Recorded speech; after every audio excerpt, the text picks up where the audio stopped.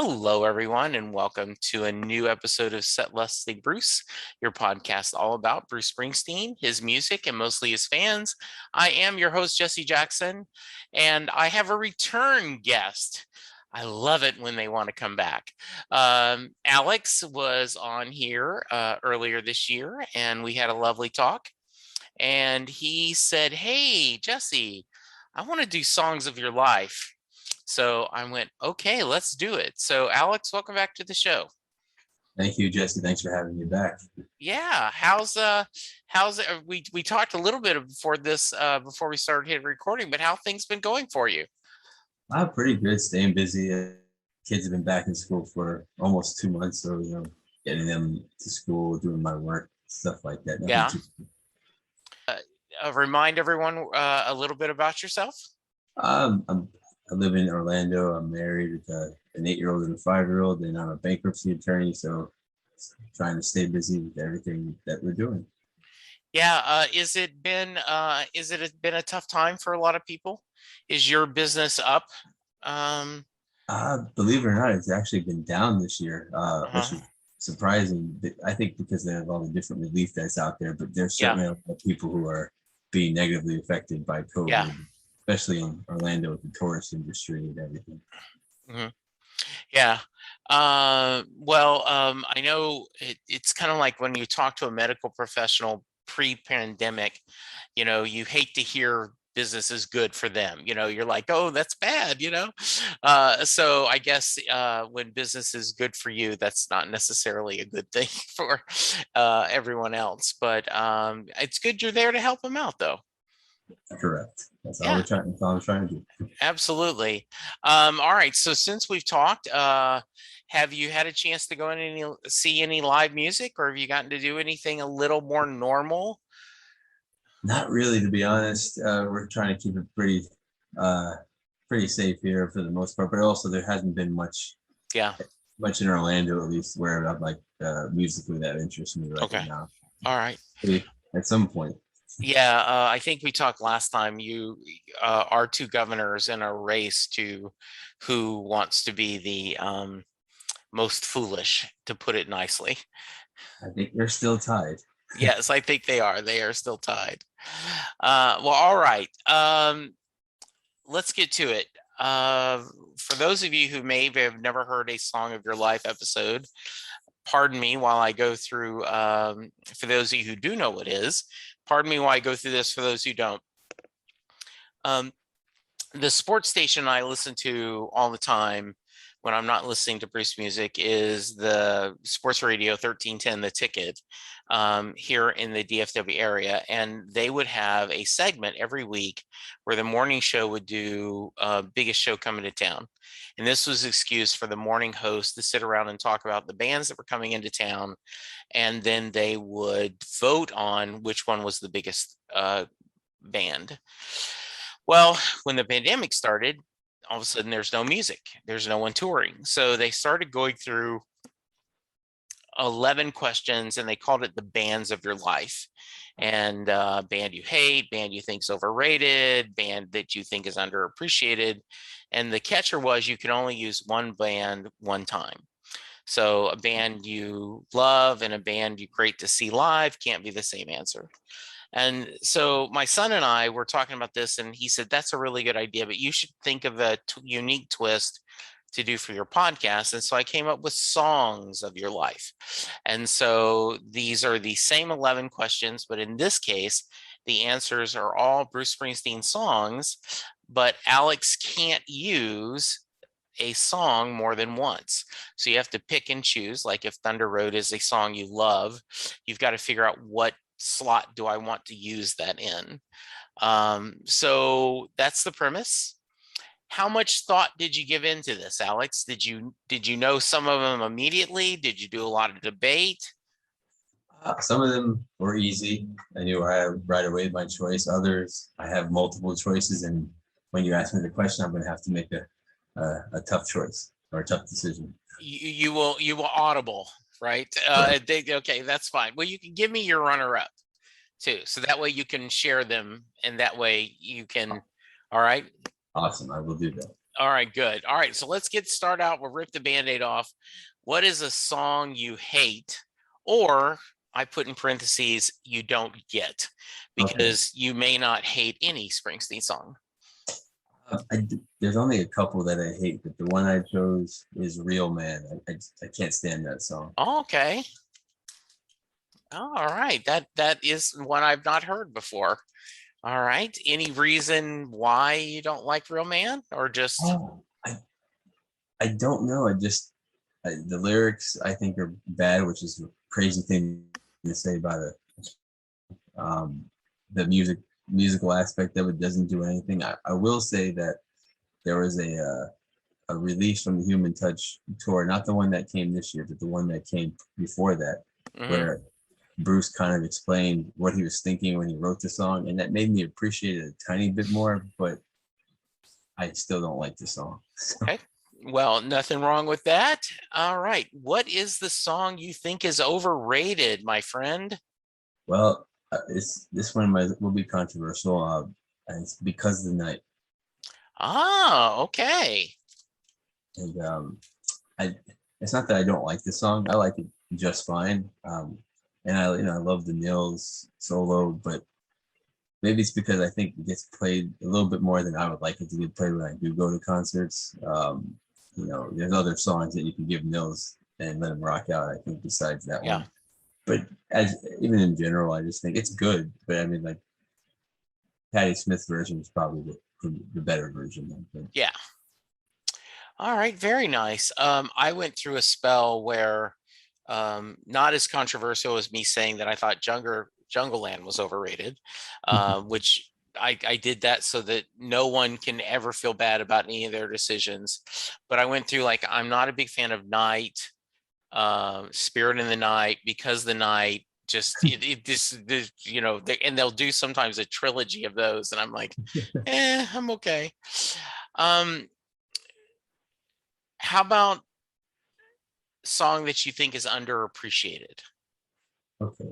That was easy for me because I wanted to pick something from Magic since it's one of my favorite albums. Yeah. Devil's Arcade, I think, is just a Oh yeah. beautiful, epic song, and I love his descriptive writing. And I've only seen it once live, my first show, and the guitar solo that he does is amazing. I think his guitar work on that album is great, but Mhm. especially that song. And I'll probably never get a chance to see it live again. That makes me sad. Yeah. Yeah.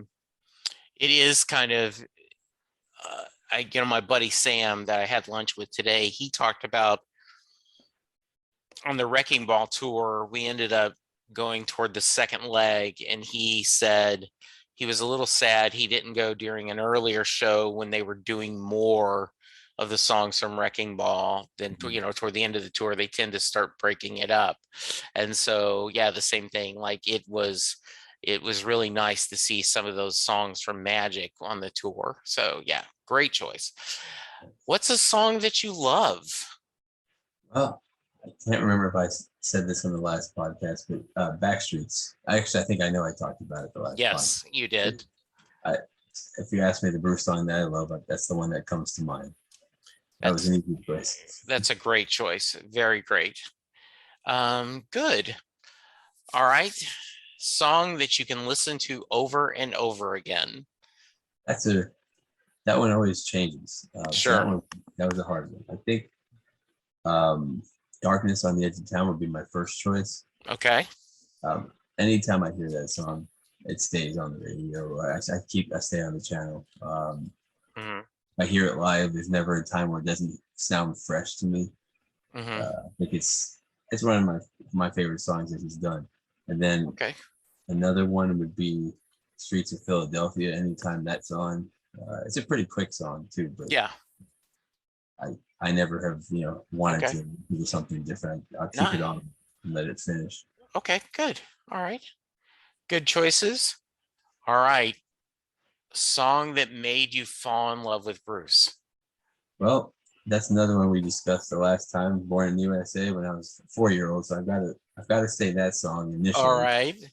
But I will add an addendum to that because that got Okay. me before. When I listened to his greatest hits, Atlantic City and Born to Run kind of compounded that, where I'm like, oh wow. And then I know this is kind of cheating, but because there's different stages of this. When The Mhm. Rising came out, and I still wasn't a Bruce fanatic yet. Right. The first song off The Rising, Lonesome Day, which I think kind of gets underappreciated. So that could have been an answer earlier. Yeah. Um, that song definitely hooked me to Bruce. And then just to complete it, Radio Nowhere in 2007 is that's when I officially was. So there's different stages of falling in love, I guess is my point. When I'm 4 years old and I hear Born in the USA, that makes me love Bruce Springsteen forever because it's just sticks with me that way. But then Sure. to get me to the point where I actually know every song of his, those are the songs that kind of helped get me to, Interesting. the point of maniac Bruce Springsteen fan, I guess. So. I when I did this,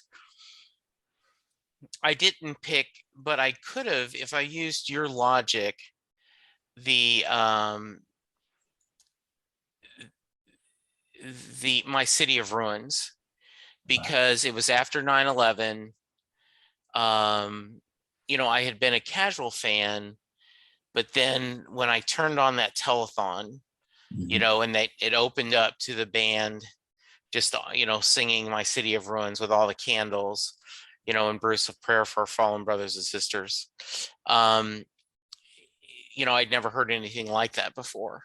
And so that was, I think, one of the moments that woke up my current passion for him. And I think I like how you explain that, Alex, that there are different songs that different stages of falling in love, and it's almost like the first time you held somebody's hand, or when you got a goodnight kiss, or when you shared something intimate, or went through a problem together, and you guys solved it together. Each of those deepens your relationship.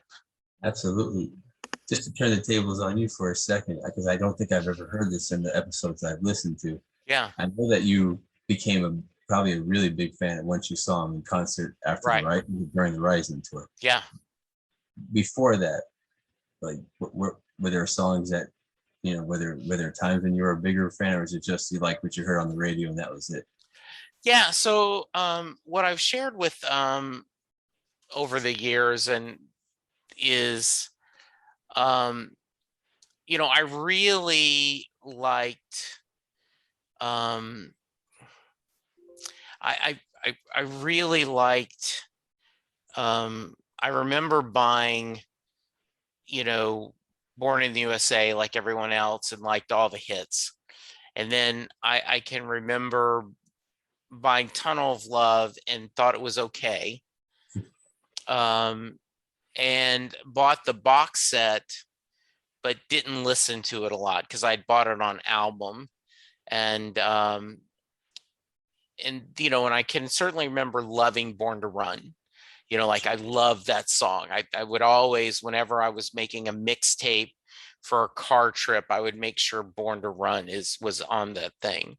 Great choice. So I think I was a casual fan, like, because I didn't buy Human Touch or Ghost of Tom Joad, and I had never bought Nebraska, any of the earlier albums, like Greetings.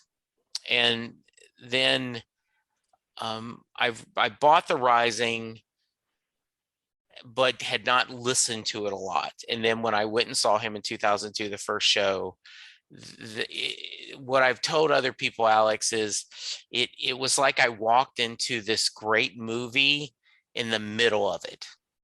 In other words, I could tell that this was a great movie, but I didn't understand who all the characters were and what was going on. And while I enjoyed what I was seeing, I didn't understand the full plot. And because there were so many songs on The Rising I had not really listened to. And then I started listening to the Rising CD a lot, and then was really mad at myself because I would have loved to, like, oh, I wish I'd known these songs before I had gone and seen him perform live. So Devils and Dust has a special place in my heart because when Devils and Dust came out, I did listen to that C, constantly. It was on rotation constantly. And then when I went and saw him, I was like, okay, if he plays anything off Devils and Dust, I will know this song. And so I remember, him telling the stories about the neighbor um, children who lost their mother, and he wrote Silver Palomino for them. And, in the very strong story of, about you don't write a lot of songs about mother, and him talking about Jesus was an only son, so in a lot of ways, Devils and Dust, to use your analogy, was the first, oh yeah, I get this, I've done my homework and I've passed the grade, I know that. So yeah. That's really awesome. That tour, the release that's out right now in the archives, I'm going Yeah. through. I've listened to a ton of shows from that tour, and it's Yeah. I wish I would have been. I guess that's 3 years before I started going to see him in concert. Yeah. But I had a chance actually, and I was in law school. My buddy and I was helping him drive back from Orlando to Minnesota, where he lived. Yeah. And Bruce was playing, and he mentioned it, and we thought about it, but for some stupid reason, we did something different. And Yeah. I always wonder, man, if I had seen him then, what would happen. But Yeah. That tour is like such I think an impressive tour. The way he plays so many songs, and very vulnerable tour for him. And um yes, and was it also, I did not realize this till recently, a guest and I were talking about, the very first time I saw him was 2002, The Rising, and Don Henley, who was living in Dallas at the time, still might for that matter, but I know at the time he was a Dallas resident. He joined Bruce on stage for I Fought the Law, right? That's cool. Yeah. And well, then the next time I saw him, the Jimmy LaFay, a singer from Texas and Oklahoma, joined him for My Oklahoma Home, Yeah. So 2 for 2, I'm like, oh, well, Bruce always has this local musician, So then the next few shows, there isn't anyone. And then when he was in Nashville, I just knew someone in Nashville would show up and sing with him, and he didn't. And I was just slightly disappointed, that would happen. Another time in Dallas, Bon Jovi was playing the very next night. And so John joined him for Glory Days. So they did, yeah, that was a lot of fun. Good. Our first concert in Orlando, Roger McGuinn of the Byrds, he did 2 songs with them. He did Turn, Turn, Turn, and Mr. Tambourine Man. Oh, so, yeah, that's cool. That's very cool. And then I've seen him do every once in a while. You're right. My first show, I guess I thought, was this something that happens all the time? Yeah, exactly. I thought it was too. So yeah, absolutely. All right.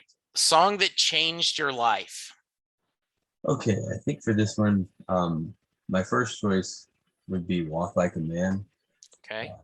And I guess because my father passed away in 2003. I was 23 at the time.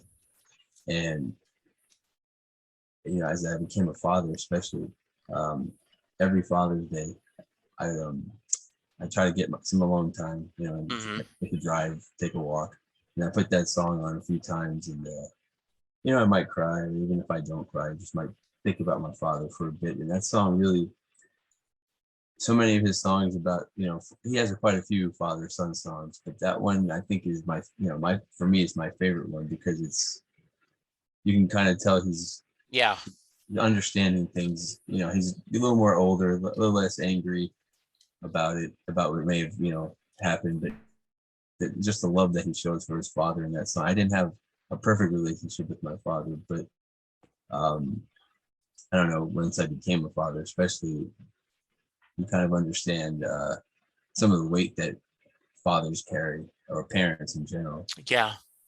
And then you realize, oh wow, I wanted to be like we all have our moment of watching his footprints in the sand, one of the lines from that. And Yeah. but really what got me was and I know that you've talked to a couple of people about this song recently on I think the top numbers, I think Yeah. number 6 song on the album. And I was really happy to know that other people have this experience with that song. But I was young and I didn't know what to do when your best steps were stolen or taken away Yeah. from you. And that obviously when that one resonated the most because I saw my father's health. He had congestive heart failure.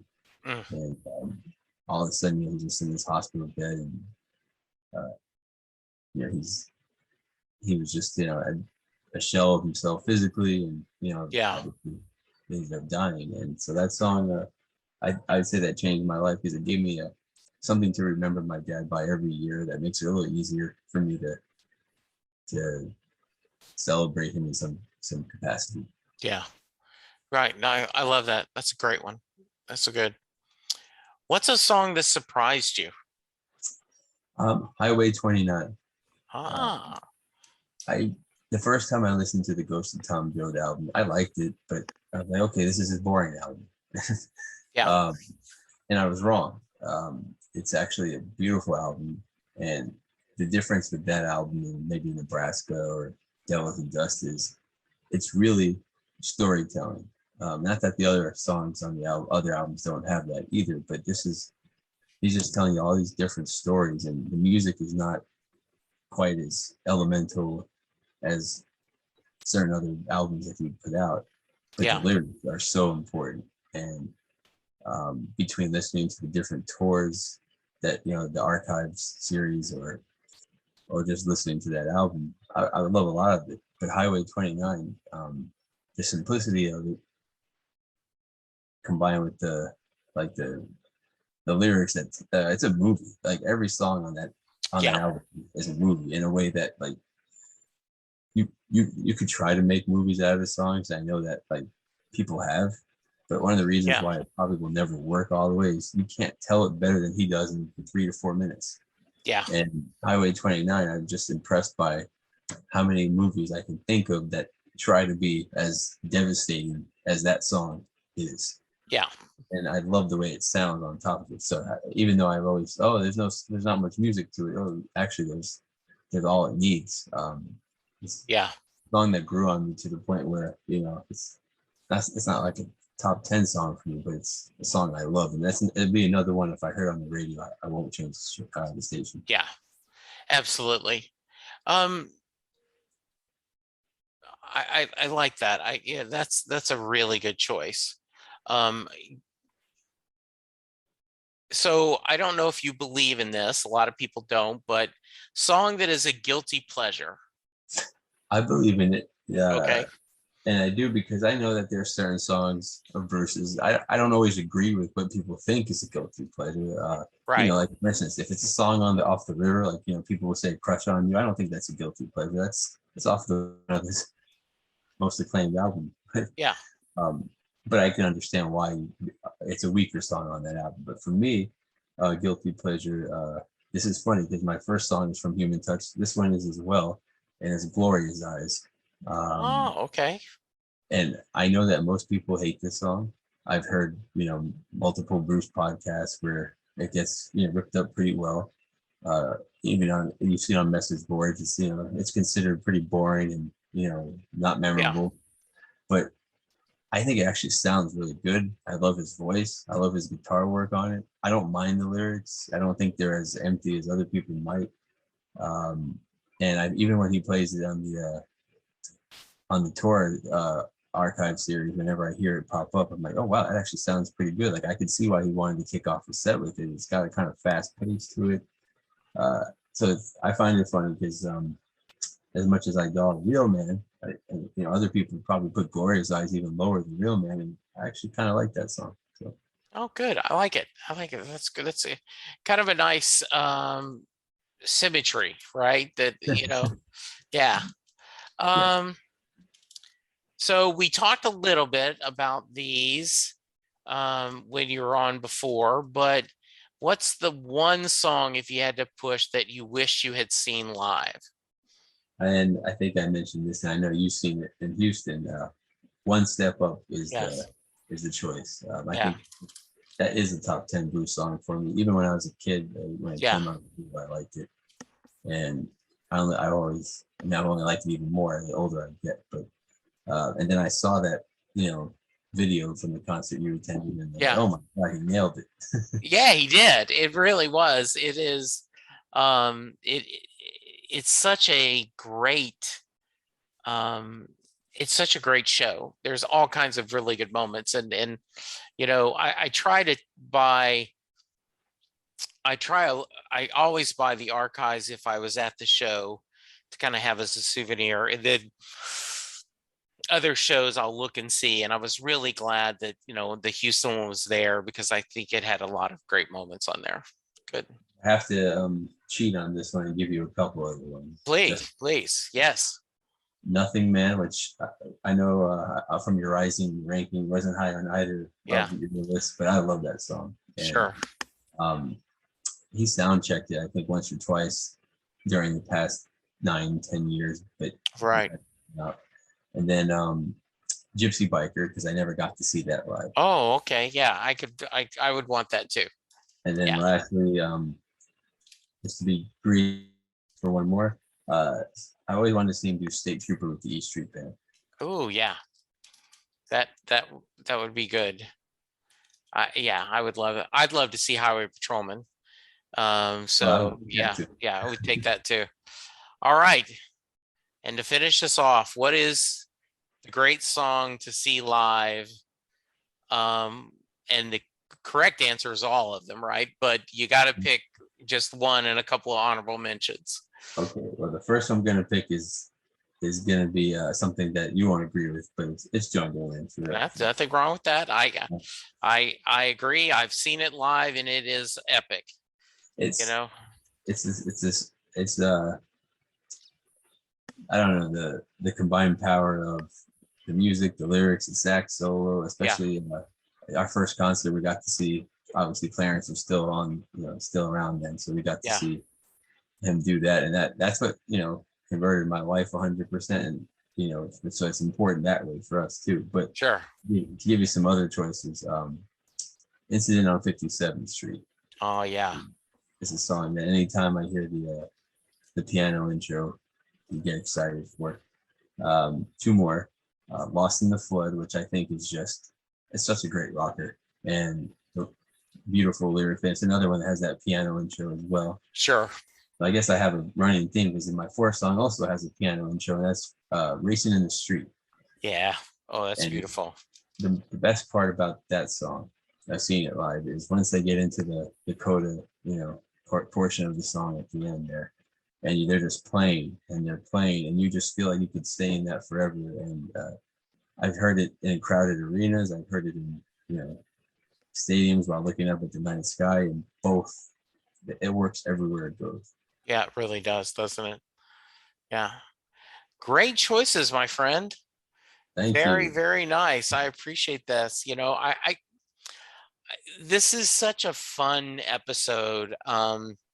It's never a long episode because you and most people, this is the second time. So, they've shared their stories, they've talked, but it gives you, I think it's an interesting exercise for you and anyone else who does it to kind of, okay, well, what 11 songs would I pick, and which ones would I be, and which one would I do? Because there are songs that, and I always think it's like interesting, like, you don't have Thunder Road on here, No. and there is, now you do have Darkness, which is certainly well known. You don't have Born to Run, right? And then that would be the two, but that often happens. They will pick this and do, so that's great. That's also partially, as the more concerts you go to, the more you try not to take it. Born to Run's an amazing song, but you see it I've seen it every show. Right. It's still amazing, and I think it's actually, the recorded version is, I think, one of the best songs anybody's ever done. Period. Right. Thunder Road is as a song I appreciate more than more than I love, if that makes Yeah, sense. no, it does. And I know I've told this story before, but I don't think I've done it recently, is once again my buddy Sam and I would always talk about on the Be the Boss Mhm. that you only have 5 slots. You know, why would you pick a slot for Thunder Road? Everyone loves Thunder Road. This is your chance to be on East Street Radio and to pick 5 songs.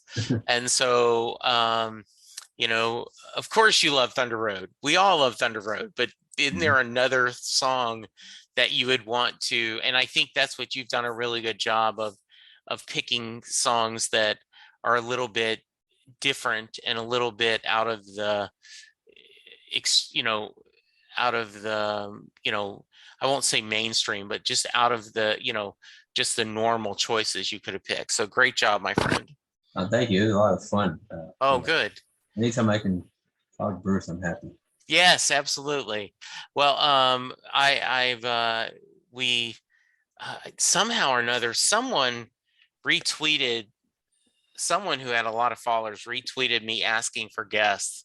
So I have like people lined up between here and November wanting to join Great. me. So which is great. So I'm like, oh good. So well, very nice, my friend. Any final thoughts you want to share? No, just thank you again for doing this podcast and giving me a place to talk about Bruce. Well, Alex, thank you for joining me again. We'll put our heads together, and in the next 3 or 4 months, we'll figure out another way for you to come out and visit, and we'll figure out some topic to talk about. And in the meantime, please tell your lovely bride she needs to join me sometimes. That's what we're going to do in 3 or 4 months. We're going to have you both on because I Uh, want to hear about swapping babysitters and her stories and these different things, and her thought about now that she's got 2 babies. Maybe we should have put more money in the 401k versus the tickets. I don't think Uh, I don't think uh, either one of us have regrets, but I'll let you ask her that yourself. I know you shouldn't regret it at all. That's a life well lived, my friend. That's a life well lived. All right, you take care, listeners. You let me know if you want to join me for songs of your life. Just reach out to me, setlistingbruce@gmail.com. In the meantime, go get vaccinated, please. Go out there and wear your mask. Remember to social distance. Let's all be good to each other because that's how we're going to get through this. Thank you, Alex. Thank you, listeners. We'll talk to you soon. Goodbye. Doing a podcast at times can be a one-way conversation, and I hate that. So please let me know what you like and don't like about the work I'm doing. You can reach the podcast via email at setlistingbruce@gmail.com. The show is on Twitter at setlistingbruce, and my personal Twitter is at jessejacksondfw. We have a website, www.setlistingbruce.com. From there, you can find links to other Springsteen podcasts as well as other music-themed podcasts. We have a page devoted to our own SLB All-Star Band. These are guests who have been on the podcast more than 3 times. There is a link to our store where you can purchase Set Listing Bruce shirts as well as a Mary Question t-shirt. There is a link to our Patreon page where you can sign up to help support the podcast financially. We have different levels and different rewards based on your support. If you don't have any extra cash, and right now who does, you can support the podcast by subscribing via your favorite podcast player and leaving us a review. The more reviews we have, the easier it is for people to find us. And please tell a friend about the podcast, especially if they love Bruce or music, because it will make a difference.